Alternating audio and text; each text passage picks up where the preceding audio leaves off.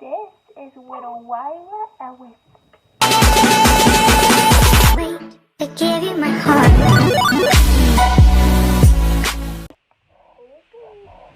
So I'm going to do my labor and delivery. I've recorded it twice and couldn't remember any of the times, so it was very like scatterbrained. So I went through my messages and I ended up finding time. So it'll sound better. So let's start to, I might have been 37 weeks, but I was like, it was 2 days before I hit 38 weeks. I had a doctor's appointment, and he checked my cervix, and he's like, you are not ready. It's not dilated. You're not softening any. Like, you're just not ready. And he said, is there anything I can do for you? And jokingly, I was like, break my water. And then he talked about induction and inducing me, and I was like, oh good, so you guys do inductions and not just wait for me to go naturally, because I kind of want to marry a baby beforehand, you know, born her before her due date. And then I go the next week, and the doctor's like, you're not ready, but we're going to schedule an induction. And I was like, sweet. And I thought that she said we'll talk about scheduling an induction, and started talking more about induction. So I thought it was getting scheduled, and then she'd call me and be like, you have one more appointment, and then, you know, you're going to be induced. Which, I mean, that's how it worked, but that's not how I thought it was working. I thought literally that I would have already had it scheduled before my next appointment. So I go to my next appointment, and she's like, your cervix is softer, but it's still hard, and you're not dilated any, but if maybe a fingertip, if anything. But we are going to schedule an induction. And then she scheduled my induction. I think this is a Monday. This is a Monday, and I go in on Wednesday for my induction. And she told me to plan my last meal, and it was going to be Cheesecake Factory. But I was like, that's a lot of food for labor. I don't want to defecate. Cheesecake Factory everywhere. So I went to Chick-fil-A, and it was really good. It was my last supper. So I get in there, and they start me on this pill called Cytotec, which is supposed to soften my cervix. And so I was on that through the night. And then Thursday morning, they checked me, and I was not dilated. My cervix was maybe softer, so my body was just like, was not reacting. But I told them, like, I do not want a C-section, like, at all costs. Can we avoid that? So I just know that I am terrified to have a C-section. And Dr. Day was supposed to be my doctor for my delivery, and I was so excited because he was my first doctor that I ever had for pregnancy. Because before I got pregnant, the last time I was at a doctor, I was still getting dinosaur stickers. So I really wanted him to deliver my baby. And on the wall, he was the doctor that was there the day I went in. But it goes by on call, so I actually did not get to see him at all through my delivery. So Thursday, they started me on more doses of Cytotec, and I just went through Thursday taking Cytotec with my body barely reacting to it. And my cervix was softening, but not to the point where they could start further induction. I feel like I'm being so proper. So yeah, no, my cervix wasn't doing shit. I'm just kidding. I can't believe I said that.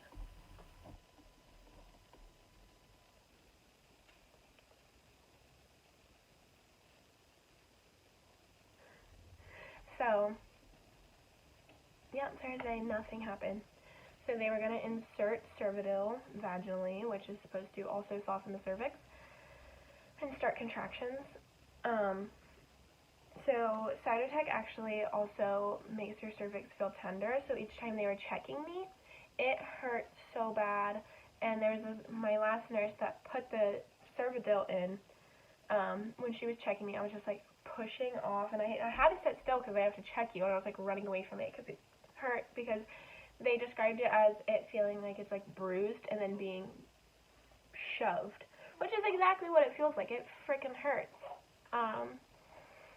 So I wanted this girl to marry my brother she watches this, marry my brother.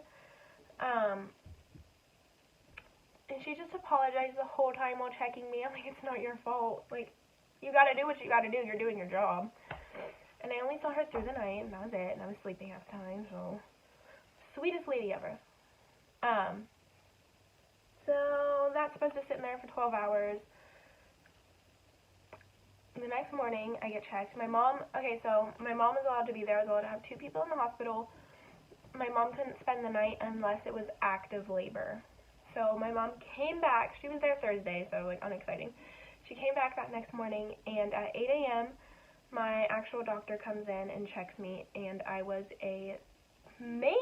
close to a centimeter dilated, so he told me he wanted to start the Foley bulb, but didn't think I could handle it because of how bad everything was hurting me, getting checked and everything being tender. I'm gonna really accentuate on the fact that my uterus was tender so I don't seem like a big baby on how bad it hurt, because it hurt pretty bad. So I was maybe a centimeter dilated, and at 9 a.m. I was a centimeter dilated and 70% effaced, and they ended up sticking the Foley bulb in because they asked for pain medication, and he said they have it. So before I got my Foley bulb, they gave me pain medication, and I feel like it was only 5 to 10 minutes before putting the Foley bulb in, I had the pain medication, and it was amazing. Like, I felt nothing. It was like, everything was just so funny, even though nothing was happening. Like, I was high, basically, I think, is what that is. Like, I don't know, it's pain medication. So, probably. Yeah, I don't know, being high feels like. Anyway, not the point. So, they came and they stuck the Foley bulb in, and I felt it. My pain medication was gone. It was worn off because of how bad that freaking Foley bulb hurts. Like, I can't even think about the pain now. I just don't remember it. But, like, I remember it hurting, and I remember my pain medication just wearing off, and it sucked. So, on the Foley bulb, they check you every few hours, and they tug on it to, did I already explain that? Well, if I didn't. It's a catheter. They fill it up like a balloon inside your uterus. And then they pull on it to pull your cervix, I don't know why, your cervix down, and to keep it, like, dilating. And then it was only the second time when someone came to pull on it, and it was 2:13, because I checked my times. It was 2:13, and they pulled it out completely, and I was 5 centimeters dilated and 80% effaced. And if you ask me what effaced means, I don't know. I literally don't. My mom kept telling me to ask how effaced I am, and I never did because I didn't even know what it meant. I think it's like how soft my cervix is. I don't know. And then so I was 5 centimeters dilated, so stuff was finally starting to happen. And I was bouncing on my yoga ball talking about how fucking bad I'm in pain. It sucks. This would have been before my Foley bulb, though. Had it either been during or before? It had to have been during, because I was only a centimeter dilated before the Foley bulb. So I must have been bouncing on a yoga ball with a Foley bulb. I thought I wasn't allowed to have a Foley bulb. Maybe this was after my Foley bulb was taken out. No, because that's like...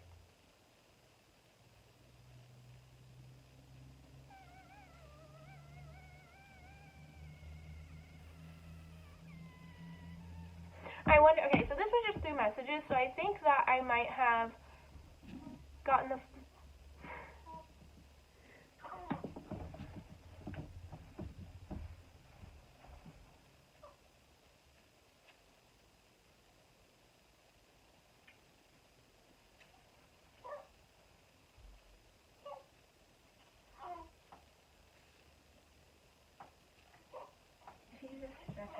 I think I might have gotten the Foley bulb taken out before 2:13, and that's just when I got to my messages was 2:13.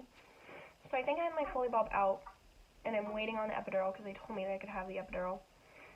So I was bouncing on my yoga ball, and these contractions were awful. No, it had to have been...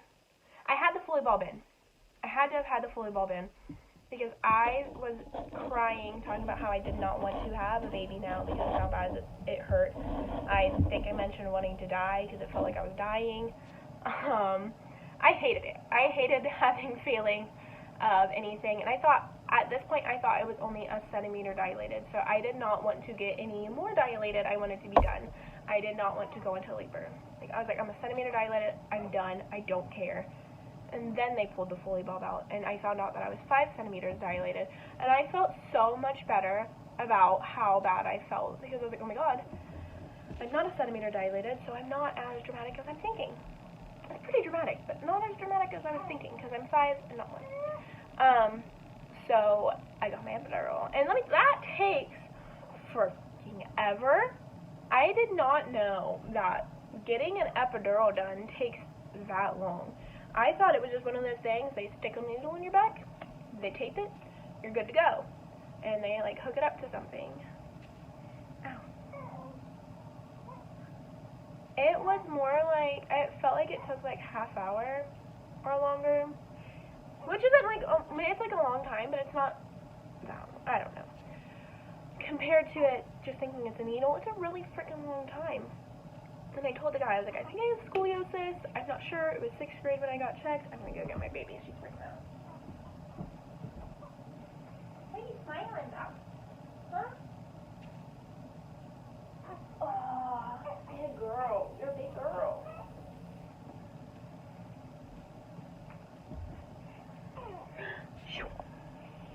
You're pulling my hair, though.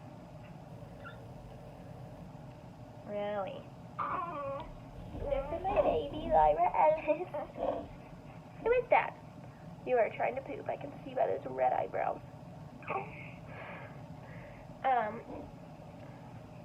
Where was I? Oh, getting my epidural. I told him that I had scoliosis, and he said that he can work around it. Because at first I was like so afraid to get the epidural, because I know it's messed a lot of people up, but I couldn't handle that pain. I didn't care. I'd be messed up for the rest of my life. I needed that epidural. So he told me that I'd feel a pop and I'd feel like a bee sting, and that first one did. Look, you slobbered on me. And that first one did. And then he told me that I'd feel a pop again, and I thought it would be the same pop, the bee sting. And my whole right leg just kicked, and I kicked the nurse that was holding my spine rounded so I can get to my spine better. I kicked her on accident because it just happened. So involuntarily, I kicked my nurse. And then after, he asked me what side I felt it on. I was like, my whole right leg kicked. And then after he told me that I definitely do have some scoliosis, because a slight curve in my spine, because he was on my left side when my whole right leg kicked. And anytime that he would like ask me what side he's on, I was on the wrong side. I said the wrong side. Anyway, not the point. I just want to let you guys know that I have a curve in my back. You want to be awake, Cece? You want to show them how cute you are? Look at this! Say, look what I did! I popped out! So I got my epidural and I loved it. And I would get it again. And I recommend it. What? He makes some weird noises. These noises make me nervous. I'm like, is something wrong? Are you okay? So I got my epidural, and then at 2:44 my water broke. And I know that it was 2:44 because my message just says they just broke my water excitedly. I did not feel that. Did not feel him break my water. He was like, I'm going to check you, and I'm going to go for it. I can't feel anything. And he checked me, and he's like, I'm going to break your water. And I was like, okay. And I didn't know that he had already broke my water. I didn't know. I saw the assistant holding a stick, and I thought that he was about to break my water, and then he said, okay, hold on. And I looked at his hand, and it was dripping water and things, and I was so gross. I was like, ew! And he thought it was hilarious, so like good for him, but I thought it was the most disgusting thing I'd ever seen. I don't want to see my bodily fluids dripping off your hands. But between that time, I had nurses checking me, and I was 6 centimeters dilated, and then from 6 centimeters, all of a sudden, I felt like it was probably like 4 o'clock maybe. I was 9 centimeters dilated, and what's wrong with my baby? Are you trying to eat? You are. Hold on, let's get through this story, okay? We don't have much longer. I gotta make this quick. I gotta make this real quick.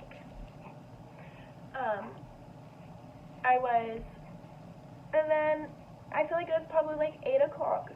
She told me that I was 10 centimeters dilated, and I think I started pushing around 9, a little after 9. I was doing practice pushes.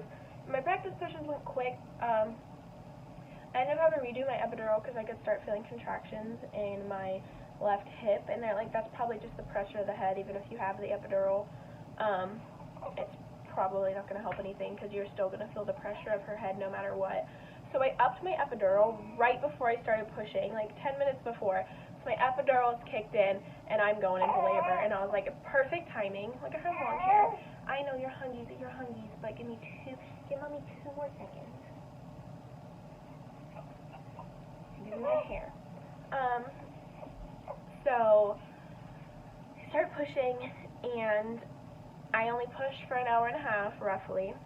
And then I had this thing, but in the middle of my pushing, not in the middle of my pushing, at the end of my pushing, I was pushing, I couldn't feel anything. They had to tell me when I was having contractions just so I could push. And then all of a sudden, he said, get help, and my legs were in the air. And I didn't know what was going on. My mom's like, I looked at my mom, she looked scared, and I was like, what's going on? I thought maybe my baby was dead. I thought maybe I was dying, which I don't know how I'd be dying because I felt fine, so I wouldn't know. I know you're hungry. I wouldn't know. I literally wouldn't have a clue. So I thought she might have been like dead. Even though they had her heart rate monitor on, I wouldn't have. I literally just wouldn't know. This is really difficult to do. So then they have their fists on my stomach. They're digging into my stomach with their fists, like full on. And it was really scary. I was scared. So my legs are in the air, and they have their fists on my stomach. They're pushing really, really hard on my stomach, and then all of a sudden the baby is thrown on me. She was not crying. I didn't care that there was a baby on me. I wanted to know why my baby was not crying, which I guess not all babies do cry, but I just knew that something was like weird, and they had to go, which I know they suction babies out anyway, but they suctioned her, and she still wasn't crying. And then my mom said, can I record this? Because my mom was on FaceTime with my family, and she goes, can I record this? And they said, not yet. And that's when I knew. I was like, oh my god, they need to hurry up and get that out.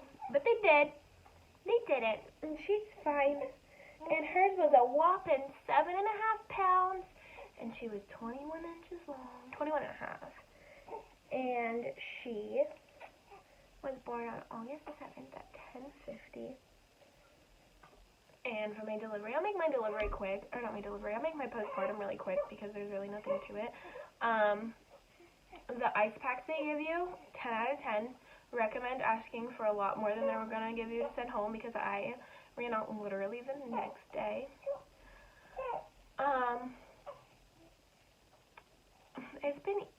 I thought having a baby would be a lot harder. We struggled with breastfeeding at first. Breastfeeding took everything out of me. Like, it was so mentally draining trying to figure out how to breastfeed, which I know that, like, you think it's common sense to throw a baby on your boob and be done, but times what she's doing when she's not hungry, why she's hungry all the time, like, it's a lot to process and learn, because we really messed up in the beginning.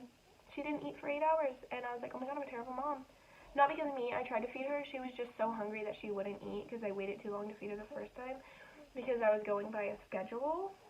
Don't do a schedule. I mean, if you're like on top of your game, do a schedule. But I was like, because the doctors mentioned that it could be 4 hours, so I was like, I'm gonna wait 4 hours to feed her.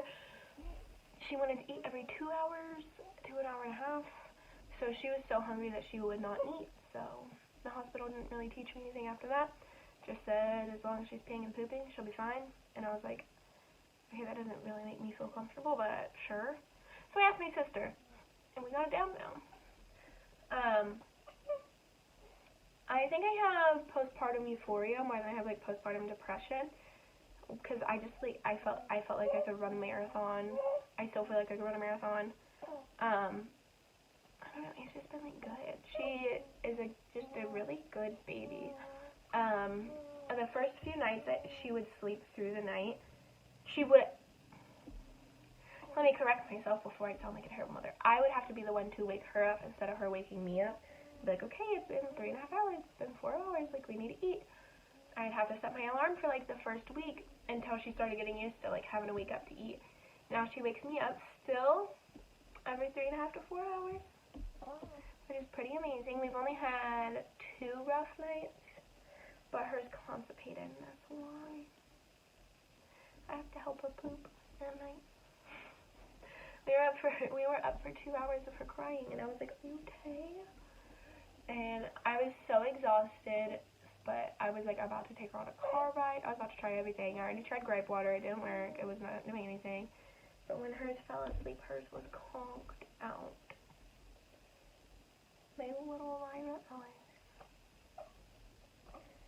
But, yeah, I don't know. It's just been pretty good. Life's been easy. I got everything I ever wanted now.